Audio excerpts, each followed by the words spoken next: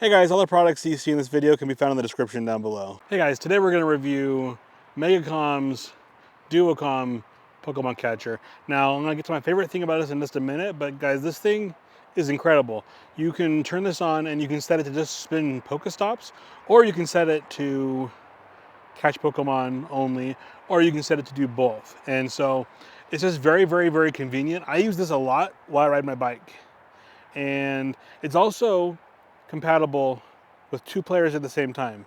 So if you're with a friend, you can both connect to it and both catch at the same time the same Pokemons.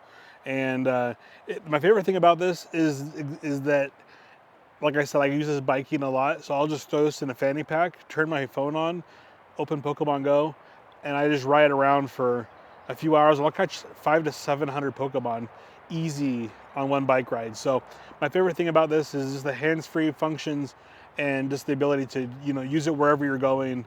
And I highly recommend this, guys. It's awesome. Like, it changes the whole game. Thanks for watching. If you like what you saw, please subscribe. I appreciate it a ton. Have a good day, guys.